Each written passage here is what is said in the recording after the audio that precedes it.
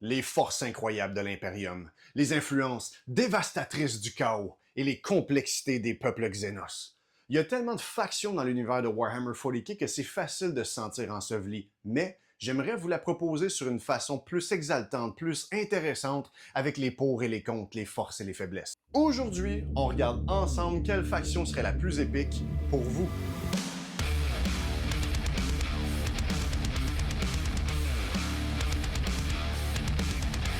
Bienvenue dans l'épisode 6, la dernière épisode de cette mini-série qui vous aide à choisir la meilleure faction pour vous, l'équivalent de votre jeunesse où il y avait le choix entre Télétoon ou Canal Famille. Bon, vous c'était peut-être VRAC TV, mais si vous me dites Cartoon Network, vous êtes trop jeune pour être ici, on en dit de la merde.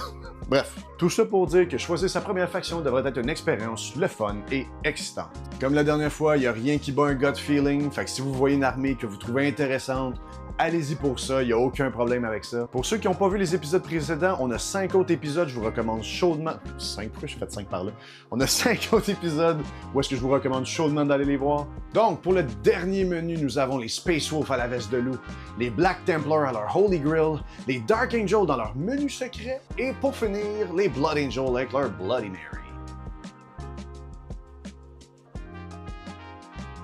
Les braves guerriers de Fenris, une faction où l'admiration des loups a pris une tournure tellement intense que dans certains moments, la rage de Wolfen prend le dessus. Ils portent du loup, chevauchent du loup, deviennent le loup. Si t'as une couverture de loup sur ton lit chez vous, c'est que cette faction-là est pour toi. C'est un chapitre près du peuple de l'Imperium. Valeureux guerriers hors pair au corps à corps, mais ne rejettent pas l'utilisation des armes à distance. Leur canon de givre est aussi une technologie unique à ce chapitre. Avec leur aptitude de chasseur, ils pourchassent leurs ennemis jusqu'à ce que la menace soit éliminée. Les Space Wolves sont inspirés de la culture viking. Runes, fratrie et honneur sont au rendez-vous. Leur habilité de faction est un Oath of Moment comme nous avons pu voir dans l'épisode 1 avec les autres Space Marines. Un aspect intéressant, les Space Wolves se déplacent plus rapidement que les autres unités Space Marines dans les autres codex. Leur détachement implique souvent de compléter des sagas, des légendes et des histoires pour les inspirer et les rendre encore plus dangereux. Pour finalement aller au pub et se raconter leur histoire de bataille avec une bonne bière. Les Templiers Noirs, menaçants, croyances fanatiques envers l'Empereur, pourchassent les Xénos et les hérétiques afin de restaurer la lumière de l'Empereur à travers la galaxie. Ce chapitre n'habite pas une planète, mais bien une immense flotte. Ils font serment et jurent de respecter 4 préceptes avec fougue et rigueur. Ils ont beaucoup une apparence médiévale, un clin d'œil aux croisades de jadis. Ce chapitre est aussi très dominant en prouesse martiale sur le champ de bataille. Leurs véhicules sont équipés de multi-melta, des armes puissantes étant capables de faire fondre les plus gros blindés.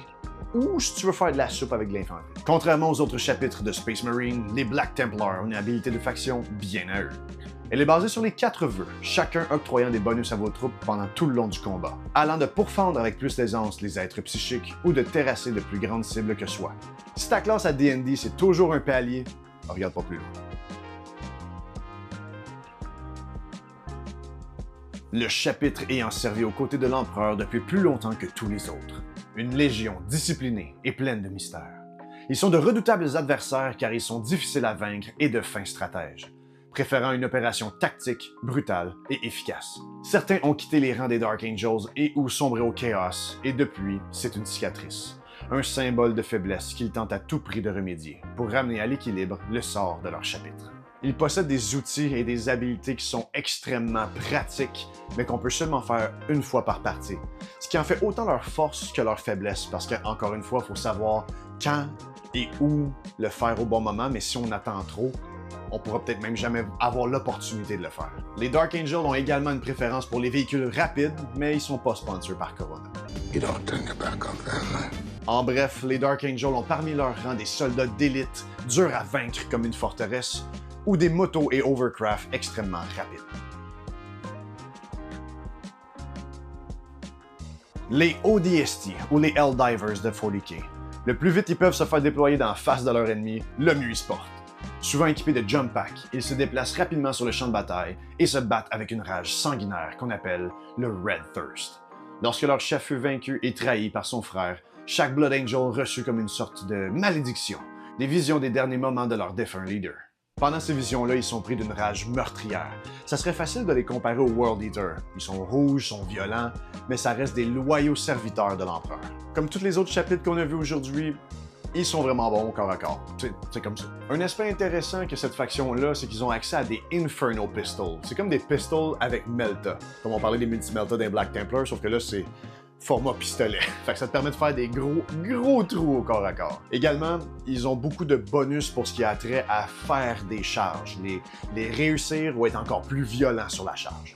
Une petite chose à noter par contre avec tous ces chapitres-là de Space Marine, c'est que chacun d'entre eux ont accès à un stratagème qu'on appelle Armor of Contempt, qui permet de réduire la pénétration d'armure d'une attaque contre soi.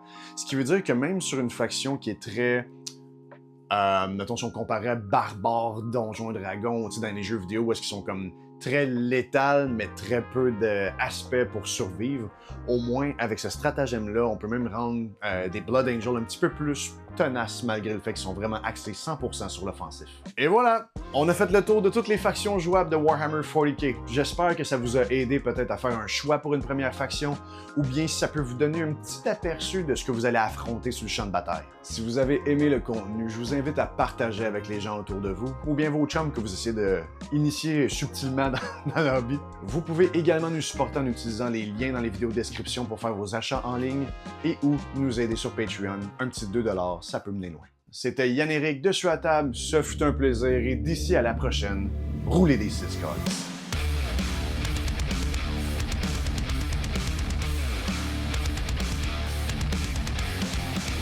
Voyons, calisse.